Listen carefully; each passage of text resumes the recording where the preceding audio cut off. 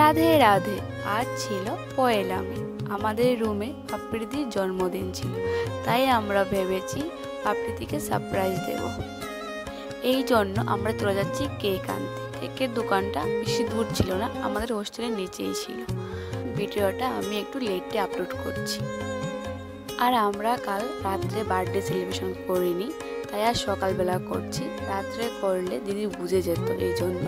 কেকের দোকানে এসে আমরা বুঝতে পারছিলাম না কোন কেকটা নেব। তারপর আমরা ডিসাইড করি এই হোয়াইট কালারের কেকটা নেব। আর তোমরা অবশ্যই ভিডিওটা লাস্ট অবধি দেখবে, আশা করি তোমাদের ভালো লাগবে।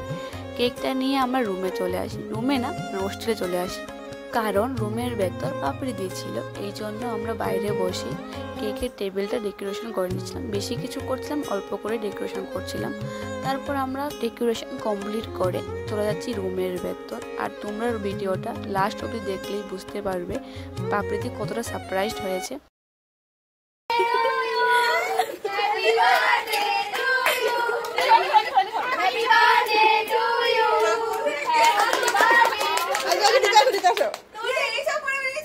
আর এখানে পাপড়িদিকে দেখে বোঝা যাচ্ছে যে পাপড়িদি খুব খুশি হয়েছে সারপ্রাইজটা পেয়ে।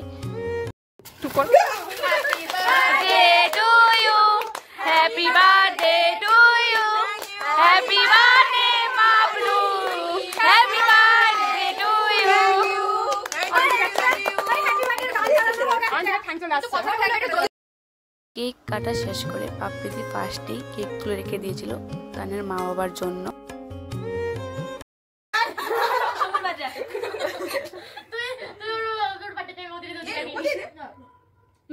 পাপড়ি দিকে খাও সবাই। একটু খাও, বেশি খেতে হবে। টিকা তুই আগে থেকে চুরি করো। পাপড়ির হাতে ওই কেকের পিসটা দে না। পাপড়ি দি কেকটা হেভি খেতে, হেভি সুন্দর খেতে।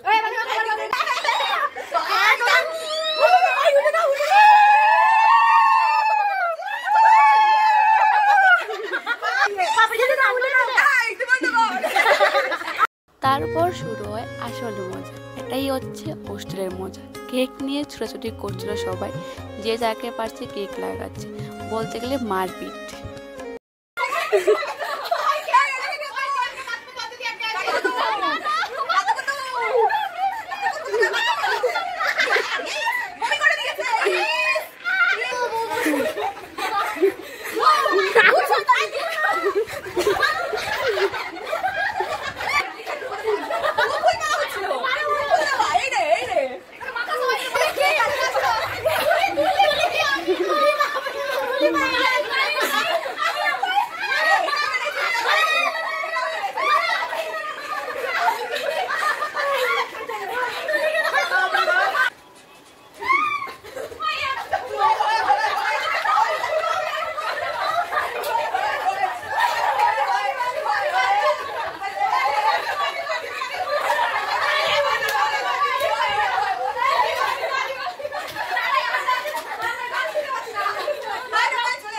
তারপর পাপড়িদি আমাদেরকে ট্রিট দেয় চিকেন এগ রোল। এটা দেখে আমরা সবাই খুশি হয়ে যাই। আর ভিডিওটি ভালো লাগলে অবশ্যই লাইক, কমেন্ট, শেয়ার আর ফলো করে দিও। আজকের মতো ভিডিওটা এখানে শেষ করছি। দেখা হবে নতুন আরেকটি ভিডিওতে।